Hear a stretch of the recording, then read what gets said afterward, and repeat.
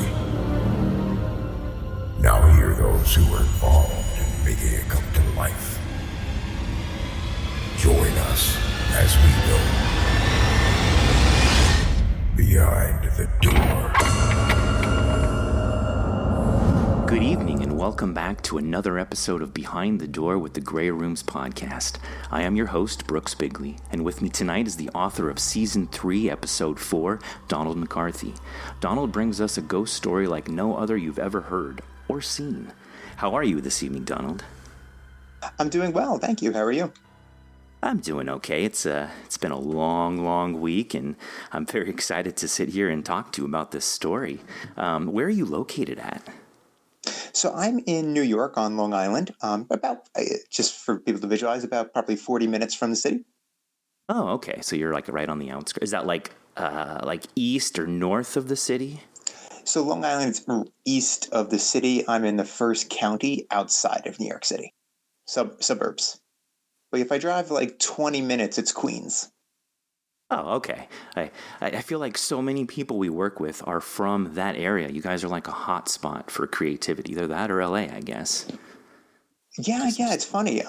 If you like beamed yourself over here into my household, you would not guess though that it's New York looking outside, considering what people think of. They think of the city. Is it very suburban? Yeah. Okay, Yeah. okay. Do you go to the city often? Not this year, but prior years, yes. As I asked the question, I realized I should have brought that back in. Yeah, nobody's going anywhere right now. Yeah. How are you staying, afloat? How are you staying, sane, being stuck at home all the time? Well, I'm kind of a homebody, so it's not the worst thing in the world.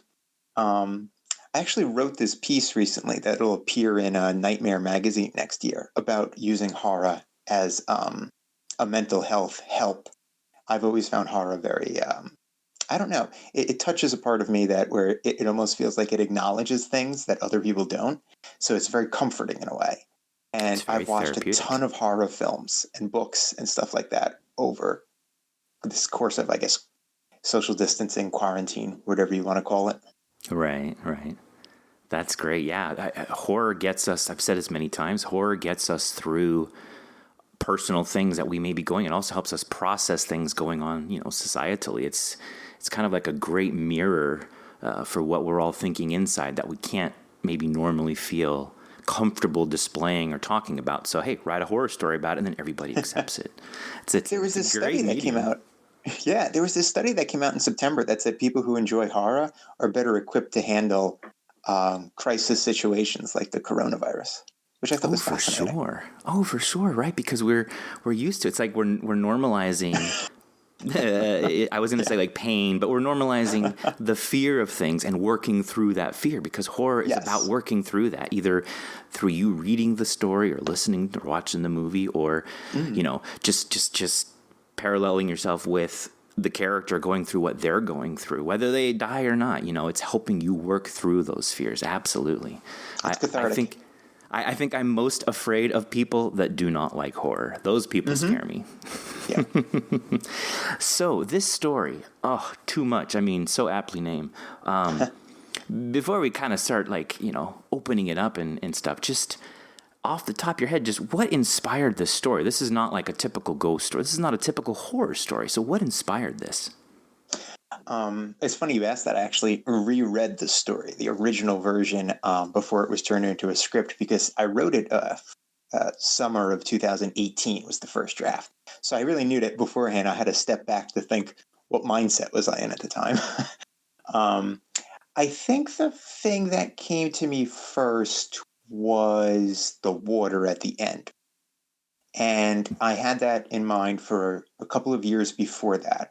And from time to time, I thought of including it in another horror story that I would work on. But then I was, so I probably thought of it, I don't know, maybe 2015 or so, this water idea. But it just filed it away in the back of my head, and the stories that I wrote after that, it never came up. Then I had the idea of this idea of somebody meeting somebody for a date and going back to their house, but going in the opposite direction, where you would think it'd be more of a romantic encounter, instead of that, you're going to a haunted house. And I thought that was kind of a cool reversal. Mm-hmm. And then something in the back of my head shot forward the water idea of a pool. And then I was like, oh, that's where it can fit in. And that's how it sort of came together. But I guess the primary motivation was this idea of these two people on a date who may or may not be connected and what that would look like. Okay, so you kind of had, I don't want to say the conclusion or the solution to the story done, but you kind of had the ending kind of planned out and then worked your way backwards to bring us, you had point B done and you worked our way from point A towards it, kind of going backwards. Yeah, because I always outline what I write, and I think when I outlined it and he looked in the pool, that was always there. I don't think it was quite as surreal in the outline as it became in the final, and Okay. which I was happy with. I liked the weirder ending, but I think in the outline he looked in it and it just kind of almost like turned to ashes. Instead, here he became like he burst into water and then became a water person, and it couldn't sustain itself. So, but yeah, I outlined everything ahead of time. So yeah, I definitely knew where I was going. I used to not outline, and I would have stories with very good endings and very bad lead-ups to those endings. Yeah, like right when you need to be holding on to the reader and getting them to that amazing finish line. Okay. And if I can like ask you more questions, because it's tough to like put an author on the spot, like what did you really mean about this? But if I can kind of work my way around that, and also it's given that the listener right now has already listened to the story, so we can freely discuss good. the entire plot. You don't have to like work your way around that. So first I wanted to address, now, in this world, what is so special about this house? Is this house like a hotbed for some kind of activity or a window to another dimension? Like, how is there an importance of that, or is it just a setting, just a random setting that you chose? So, Veronica seems to have this ability to sort of see people how they really are instead of how they present themselves. And for whatever reason, this house seems to be a significantly larger hotspot for that ability.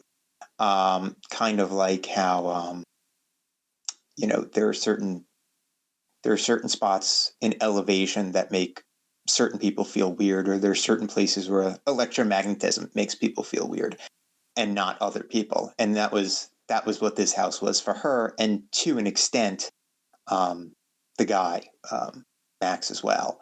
And it was, that was about it. The house itself, I kind of pictured as one of those houses like in LA on Mulholland Drive or something along those lines.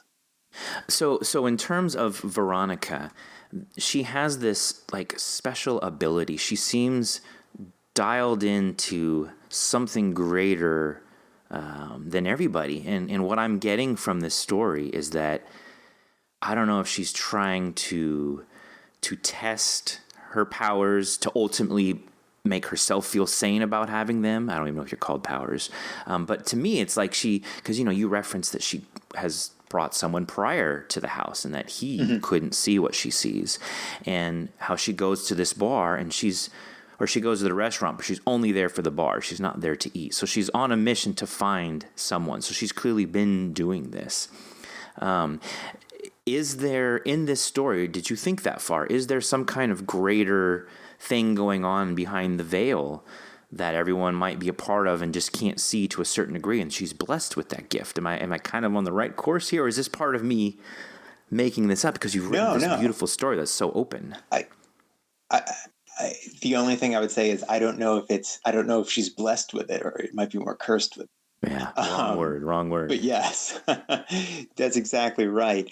I think when I originally was outlining it, the kind of metaphor of it was this idea of somebody who suffers, from anxiety or depression, talking to somebody who doesn't.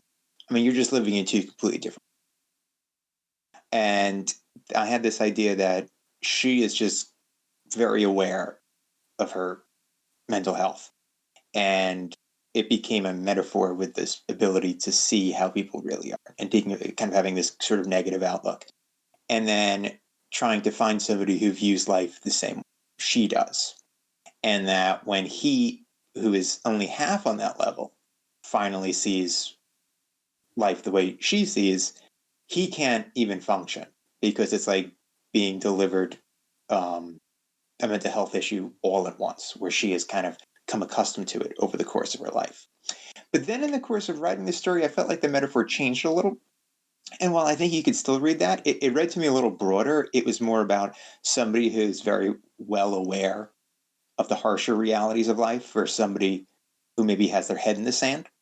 And if you have your head pulled out of the sand all at once, it can be shocking. I mean, it would be like somebody who has been paying attention to the coronavirus epidemic and somebody who's in completely denial about it. To have to process everything that went on the last 8 months all at once would be extremely. So it's sort of this idea of the people, it's the people who pay attention to news and the people who don't. And while it's probably more responsible to be Veronica, perhaps it's better for people's stability to not be her. Right. Yeah, there's something I tell a lot of people, and it's, it's a quasi joke, and I mean, I don't mean to tell people they should be, illiterate about something, but I always say, if you want to have a happy day, wait until after 6 p.m. to turn the news on, because you should always be informed. But if you're watching it from when you wake up until you go to bed, you're going to be so overly informed that you will not be able to handle it, and you will live a miserable life. Yeah.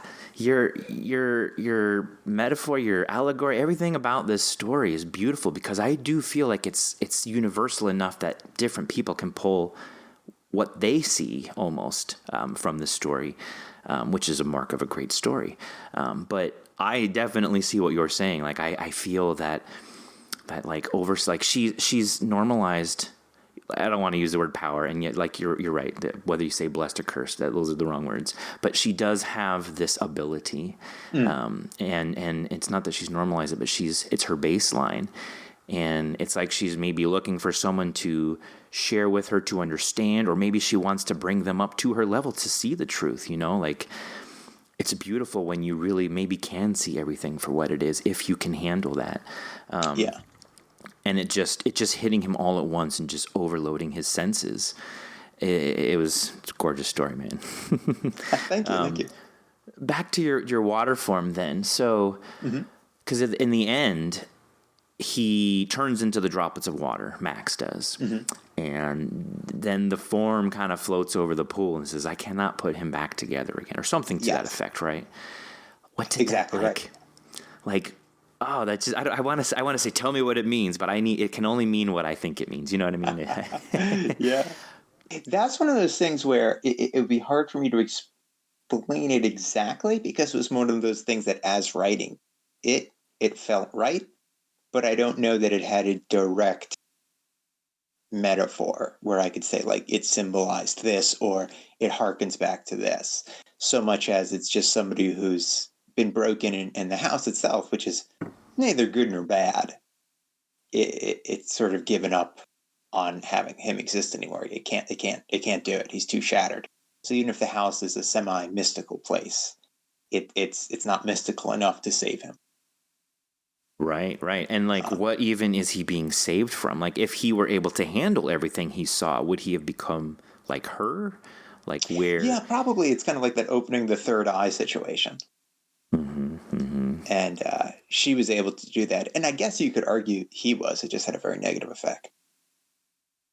Now, can I ask maybe if we can just get a general idea, like, what is it that she was seeing? Because in the beginning, I kind of just got the sense of, she's seeing dead people, or seeing, what they might be, how they'll die. She's just seeing the death of things. But then, after hearing it again, okay, no, maybe she's seeing kind of a visual metaphor of what they're feeling inside, because clearly this story is more than just physical stuff. There's essentially emotions. Yeah, that was my idea too, that she's kind of keyed into seeing pain, either the pain of people who had died in a place similar to the house, or just walking down the street, the pain that people are hiding, and that she sees it on the surface, whereas most people don't see it at all when they look at it. Right. So it's like living an extremely negative outlook, but constantly having it reinforced. Right. And we carry those things with us. Like you referenced that, Veronica's a florist and her mother died by suicide. And then Max also, admits that he also lost someone the same way. And then there was something I think about Veronica referencing her grandmother. So it's like this pain that these characters have had from their own lives are also something they're carrying. It's something. So like you're saying that maybe this pain is manifesting as something visual. That's her ability to see the pain manifested as something visual on the person who's experienced that pain or is carrying that pain. It's just absolutely, yeah. It's great storytelling, man. A couple episodes I was saying how the beauty of our podcast here is that we have such amazing depth of authors writing stories for us that we can have the really gritty action-packed story where it's just a blockbuster movie and you just put it on to enjoy some time. And then you also get these really just heady stories where you're left thinking about it long after the story is over, and it might even help you think of something, work through something that you've internalized yourself. I mean, the power of audio, of music, of stories is so amazing at helping us, inwardly within ourselves. Did you get anything personally out of this that was cathartic for you in writing the story? Was there anything personal to you that you got off your own chest in creating this story? Yeah. I mean, yeah, definitely. I mean, of the two characters, I'm definitely closer to Veronica than Max. Max, in fact, is sort of the opposite type of person that I am. Whereas I kind of have a tendency to see things the way Veronica does, and sometimes grow frustrated, sometimes jealous, other times frustrated when other people kind of head in the clouds-ish. And so I definitely related to her and to the desire to kind of have people who kind of see life the same way you do. Whether it be people who also have mental health issues or also are just, very passionate or informed about things that are upsetting, like anything, related to, from the coronavirus to warfare to whatever. And I've always been kind of, I guess, maybe too aware of negative things in my own life and in life in general. And so it was exaggerated for her, but she definitely was much more a part of me than he was. And so I would say, yeah, there's something through her character that I was channeled, but taken to kind of a large extent. Maybe it's subconsciously a message to myself to lighten up. I don't know. Never lighten up. No, we need more messages like your story here. I mean, I personally feel this story, deep in my heart, because I too am kind of like you in the respect of I would rather painful, truthful honesty always in every situation. And just being intimate with people and being real. Like superficiality is just it's not good for humans whatsoever. And to be aware of your own pain, to be aware of other people's pain, like I think that's how you get through it. That's how you can become a better person. The pain that we have from the past, it doesn't make us who we are, but it did, if channeled correctly, would make us a better person for the now. I like that. I like that take. I'm sticking with that. Yeah, it's great. I mean, I've gone through some stuff this year, personally, and like becoming what you'd call, quote unquote woke, is not exactly the true meaning, but yeah, when you get a taste of unplugging from the Matrix, like you don't want to go back, even if it's terrible, because it's more real than the fakeness that's in the Matrix, I guess. So. Just no more analogies. So it's really, really, really happy that we got to include this story because, like I said, we really try to cover all the gamuts here of different types of stories, and this was just a great one. And definitely, people need to listen at least 5 times to really absorb just everything that's going on here. Tell me then, what is your experience within horror? Like, what else do you do in terms of horror? Oh, a lot. So, let's see. I've written most short stories that I publish are somewhere aligned in the horror genre. Weird fiction more, kind of literary fiction with a horror bent, or more flat out horror, and a couple of sci-fi horrors too. And I've written essays on different horrors. I've written a lot about David Lynch, and actually have an essay coming out in a book called Feeding Cultural Fear, which is an academic collection about the way movies tap into current day fear. And I teach a horror literature class at a college here on Long Island, SUNY Old Westbury. So yeah, no, I'm pretty steeped in the old horror genre. Do you watch a lot of horror movies, or do you read a lot of horror books? Like, what is the consumption of horror that you go through? Well, let's see. I do read a bit of both. I guess with the reading, maybe it leans a little more towards weird fiction than outright horror, but there's definitely a lot of outright horror too. And I do watch horror movies for the most part. I'm not like a slasher film guy, and or like a horror comedy guy. I'm like, let me give a couple. It's like, I was a big fan of a couple years ago the film The Witch, and or The Babadook. Both of those are somewhat more recent. I like that type of horror. I mean, the ultimate horror is like anything David Lynch has done, or certainly The Shining, that type of stuff. I guess it's the horror where it gets under your skin. It's not necessarily a jump scare, but it's one of those things where it makes you feel ill at ease. And as you go forward, it kind of builds and builds, and there's not even necessarily a catharsis from it. You kind of stuck with the feeling as the film ends. It makes it feel like the film almost continues after, or the book continues afterwards, and that's always. Thank you. Yes, I was just gonna say that. Like, it continues on after you're done with it. That's great. Yeah, and like, I'm with you. Like, I respect thrasher films, and there are times when that's okay to put on the TV and enjoy that. That's your blockbuster action. But I for sure like the deeper meaning behind why this horror is. The horror can come from not understanding what's going on instead of visually seeing in front of you what's going on. Yeah. I think my favorite recently, it's called It Follows, I believe. Oh, I'm going to bastardize this. I believe the movie's called It Follows, and it was just that premise of the... You do know what I'm talking about. Okay. I do. I haven't seen it yet, but I know about the... Okay. Yeah, so I won't, like, spoil it, but just the idea, like, the idea, the rough... Oh, I can't talk here. The rough idea here is this... Whatever it is, these people, whether they're possessed or they're not even people, whatever it is, they're just always coming towards you. No matter where you are, no matter what you're doing, they're always coming. And that sounds like such a silly premise, maybe, or like an elevator pitch that you would totally ignore. But it was so effective at just really thinking, like, that really is true horror. Like, to just know that for the rest of your life, something is coming at you relentlessly forever, no matter what you do. It was just a very, it sat with me.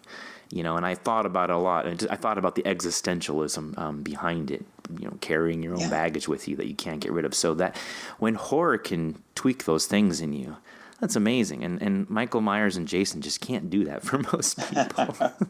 We're not used to running away from people with machetes, so we're not really, it's not going to do anything for us. So now you said you taught horror literature? Yes, I do.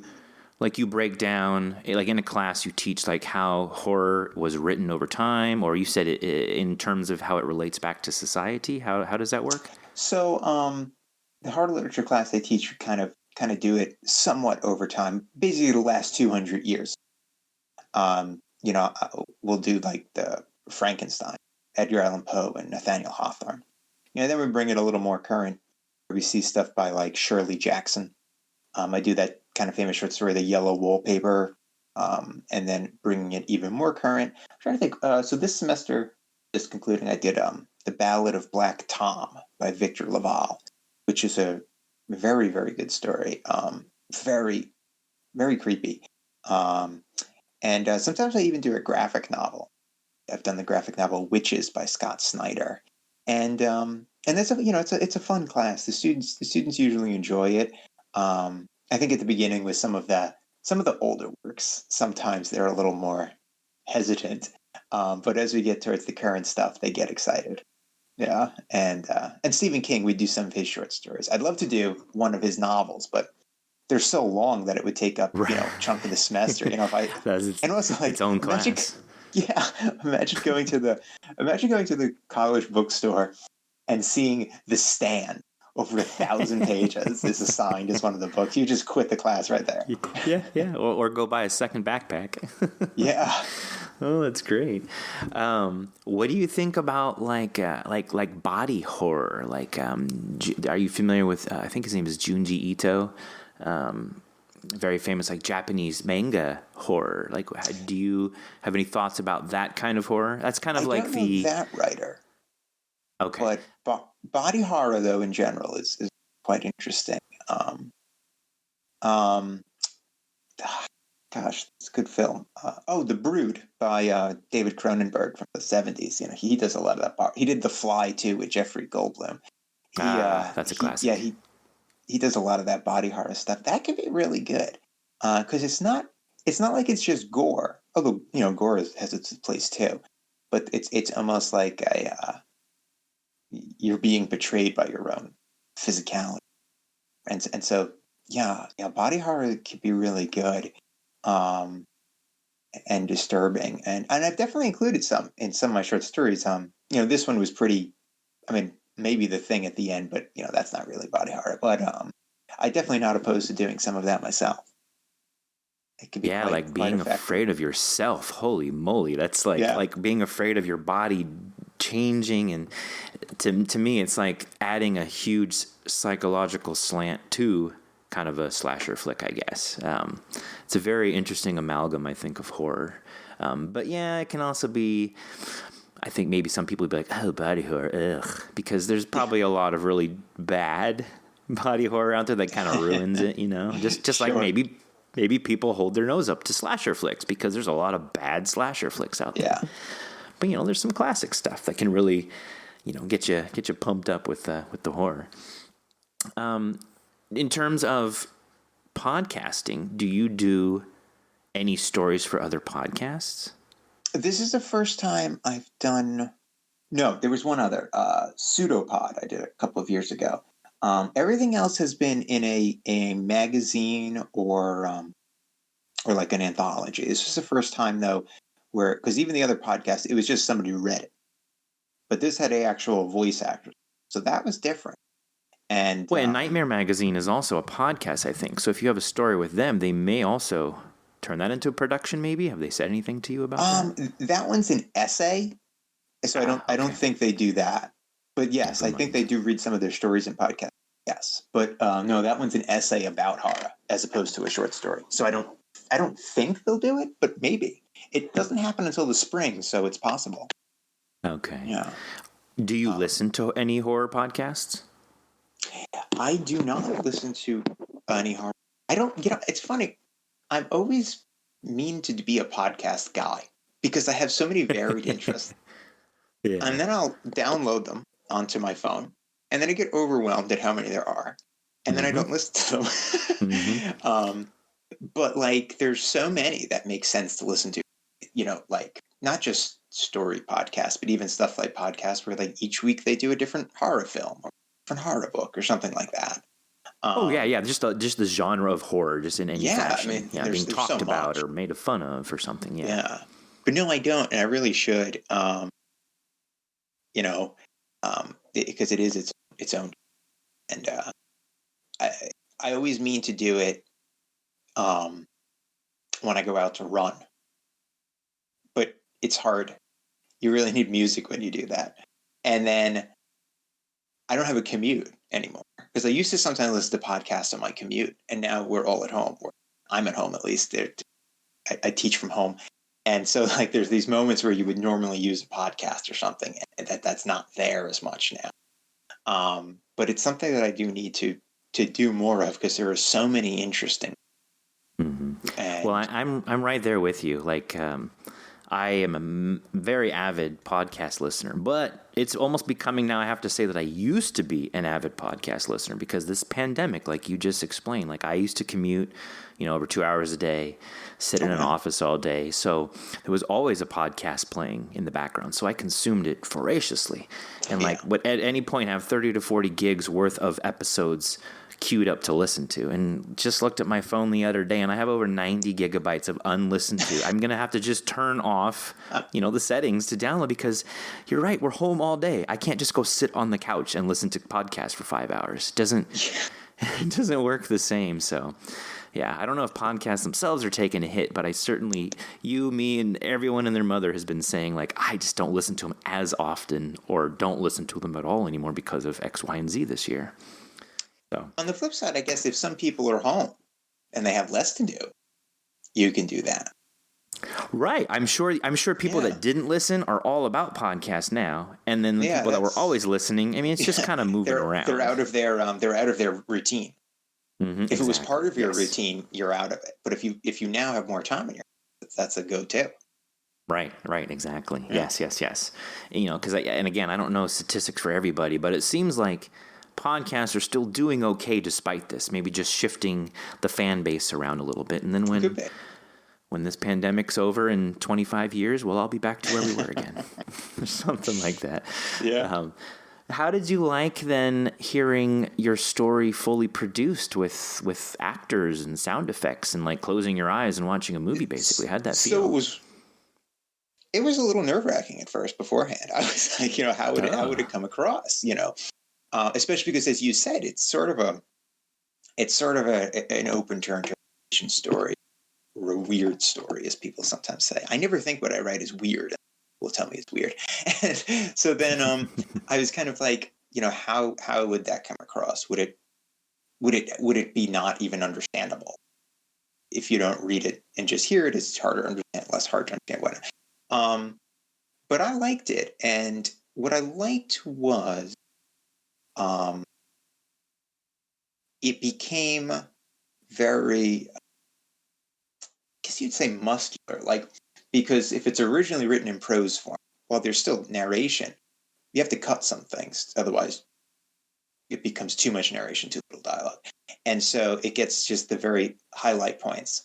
And then because there's some sound effects and the voice actors, the mind fills in the rest. And so it perhaps becomes a little more open to interpretation in some ways, because your mind blanks, and then less open to interpretation because now you hear the character. And I was a little worried ahead about how Veronica would come across, because I was very aware that she could come across as being a bad person. And I don't think she did in the story. And the actress definitely had a warmth, especially when she laughed, that kind of hopefully made people not view her in a negative light, but a tragic. That character, how she would come across, was something I worried while writing it, and then before I listened. But I was very happy.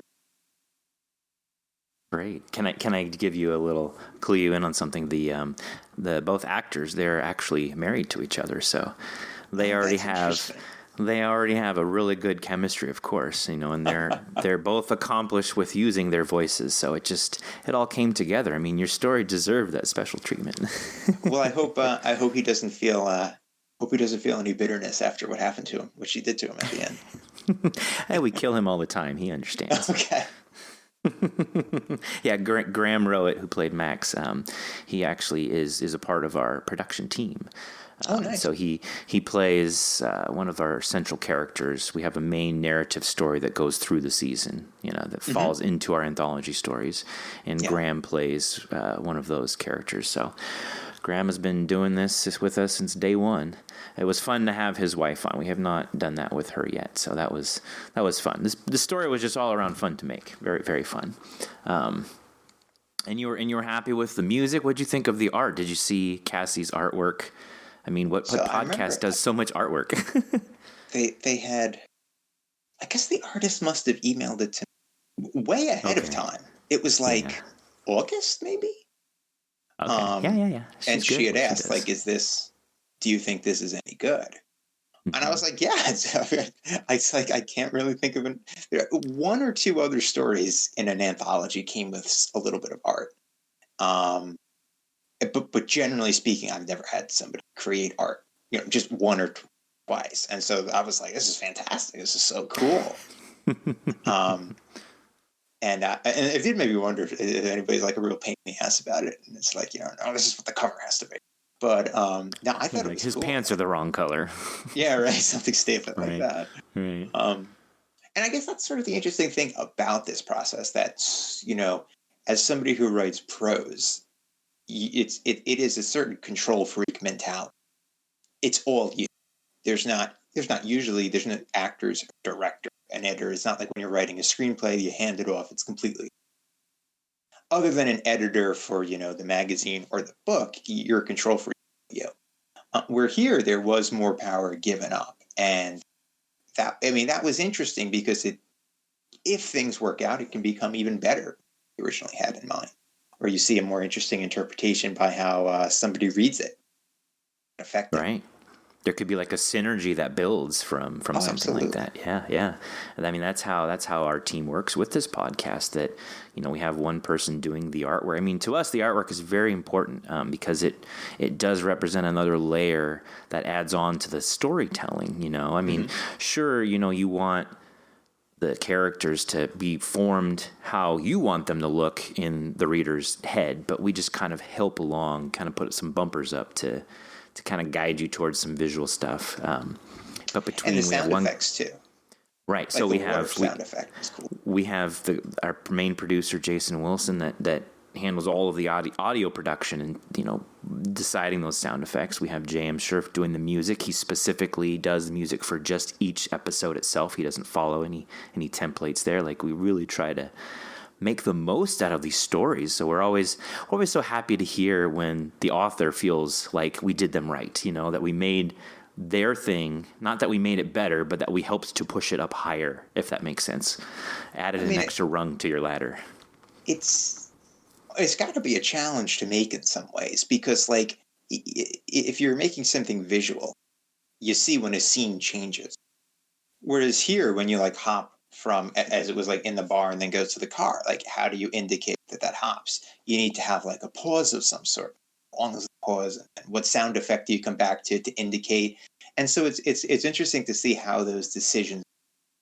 I did a reading once, and I never thought about it beforehand, but as I was reading it, I was like, oh, I gotta make sure I pause at certain moments to show a break or to show a change of some sort. So all these decisions going in, it's quite and it's interesting to and relaxing to have somebody else make decisions. And so, not me. And to hear how that's done, it's very technical and interesting on a technical level. And now that we're saying this, there is something that I've listened to. I'm a huge fan of Dr. Hill, and they do audio stories often. And it's interesting because it's not, you don't see anything visual like you should see on their television show. And it's interesting to compare how you can do something one medium that you another. And I remember, like, in one of their audio stories, they had the character looked different, but their voice sounded the same. So you didn't realize until a twist toward the end they were somebody else. But you can never do that on television because you see it. So I find it very interesting to also see what choices are made that could only happen. For instance, him turning to water at the end could look pretty dumb at the screen. Yeah, or you would have to do it really so well so that it didn't look like an old sci-fi the sci-fi Sunday night movie or something like that that they made over the course of a weekend. Yeah, no, I get what you mean. But there's so many ways that and I want to encourage you that maybe it would be fun to write more for podcasts. But there are ways to, like you're saying, to kind of write specifically for that. So, like, you need your character to cross the room with an object and give it to someone else, right? How the heck do you convey that in a podcast? So you do kind of write certain ways, like, I noticed this object on the table. It was heavy as I picked it up and walked it over to him. You probably wouldn't read that in a novel, right? You would just say, she picked up the object and walked over. Yeah. But you can say that out loud, and it doesn't sound too scripted, I suppose. Yeah, because if you read it in a story, it's fine. But yeah, as you said, if you read it out loud, it starts to feel like you're just reading screen. Right. So yeah, so there's way and sound effects too, like the feet walking across the room with the sound of the object being scraped and picked up and then placed back down. Like you can kind of start to infer more. There's clever little ways to take care of that. And I think, any genre work, but I think there's something specifically about the horror genre that works because of the use of sound. Sound in horror is very important. Very much. It's hard to do it in a on the page, but like to go back to my friend David Lynch. He's always has excellent sound design, and it adds a lot to the work. And having that good sound design is so important. And I think it works in anything, but horror is especially for sound. And not to argue back, and I agree with everything you said. One tiny little thing I've heard people say too is that really very subtly placed, the absence of sound within horror is also very powerful. But it's got to be very well placed. Yes, the pause. There you go. Yeah. And so in podcasting, that also is crucial. I mean, you can be off by a few milliseconds, you ruin the whole story. So. Yeah. I remember. Because if you leave it for too long, you get distracted. Right. You notice the pause, and then you're like, "Oh, what's going on here?" Right? Yeah. I guess it's got to be very subtle. I guess it was 8 years ago. I had just graduated college. And I took a creative writing class, a fiction workshop, and I remember the teacher saying that once you lose the audience, it's almost impossible. And so that's something you have to think about when writing. But I think, as you say, with these small decisions, Yeah, that makes sense. That if you don't get them at point A, they're not going to care about getting to point B, even when point B, like we said earlier, is just the greatest victory finish line ever. Yeah, very, very important. But I think you know what you're doing, because your story was very intriguing throughout. Just like, what's going on here? Is she going to eat him? Is she going to cook him? Is he going to do something? Is this a twist where he's the serial killer? What's going on here? Yeah. Like, and then you even allude to that. She's like, "Oh, I'm sorry, I didn't mean to give you the serial killer vibes here." Like, so your story didn't. I didn't feel tension. It was just like intrigue. Like, gotta figure out what's going on here. This is all going to make sense at any moment now. I'm really excited here. Yeah. So you're very effective, I felt, at ramping it up from point A to point B. You didn't falter or go up or down or anything like that. So it was brilliant. As we come to a close here, I wanted to ask if you are working on any future projects. Are you planning any novels? Like, what's going on in your writing life? Oh yeah. No, I've been writing a lot of short stories lately. I did actually complete the draft science fiction horror novel that takes place in the future about an intergalactic company. It's a defense company like Lockheed Martin, the future, and somebody who goes to work for a difficult time with the fact that the money makes their life quite comfortable, but what they're doing is potentially. And so that was sort of a novel, and I'm always working on a ton of editing, and then rewriting, and then deciding one doesn't work and one does work, figuring out which one to toss, and then 2 months later deciding I shouldn't have tossed it. And then, of course, submitting the stories to different places is its own full-time job. Oh, of course. Keeping track of all that, yeah. Oh, my gosh, yeah. I have a system to do it, but yeah. I remember, I think it was George R.R. Martin, the writer, said that his system used to be that he would mail one out, because back then you put it in the mail, and then he would, as soon as it came back in, he already had the next envelope ready to send it to the other place once he gets the rejection letter. And so you have this system of like doing that. And of course, you have to mentally take that toll of like, all right, well, they can say no 30 times, but you only need them to say yes once. Right. Yes. Yeah.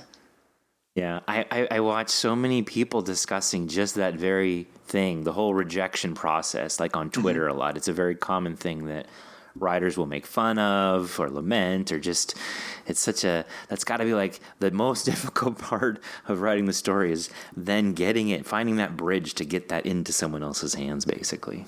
I will say, of course, there's nothing better than getting an acceptance. But a very close second was once I had a story rejected, and it said, "We thought this story was sort of depraved." And I was like, I'm taking that as a huge compliment. Yeah. Yeah. Sucks you didn't run with it then. It's purely depraved. Come on. Yeah, right. I did my job. I think that was to a more literary magazine, and I think maybe it just wasn't something they were used to getting, and they were like, "What's wrong with this guy?" Hey man, everyone can't be perfect and or understand how awesome we are. It's just part of us being us. So is there anywhere on social media that you have like anything public that people can follow you on, or do you have any links that we can share? Okay. Yeah, I have a website, which is my name, donaldmccarthy.com, and I post everything up there that I publish. I posted the prose interview we did just the other day, and I'll have to put up, I guess probably tomorrow, the audio version of the story, and then this interview. So I put everything up there when I publish things, and some of them are in magazines, but some of them are on websites too, where you can just click and read them. Yeah, and I think my Instagram too is in as well. I post everything. Okay. Well, make sure then to put links in the show notes so we can get people to your other stuff to read some more of you and celebrate in your writings. Thank you. Well, Donald, I wanted to thank you for joining us tonight and allowing us to lift the veil on the 3D reality surrounding us, revealing the truth in all its horrific wonder. And I do appreciate you taking the time to sit with us and to share your world, with us here in the Great Rooms. No problem. It was fun. Yeah, it was a great talk. Look forward to maybe getting some stories from you next season. We'll see. If you know what I mean. That would be truly awesome, because you're a very, very gifted writer, I think. Just based on this story, I felt it. So I'm there, man. I'm there. I'm going to definitely check out your website myself later on. Yeah. Thank you. And as usual, the biggest thanks goes out to our fans and followers who listen to and spread the good word of Bob. It keeps the warden at bay. In the meantime, try and avoid swimming pools, bars, and strangers' houses overlooking the city. #stay gray. Take care and enjoy your evening, Donald. You too. Thank you. And good night, folks. Bye.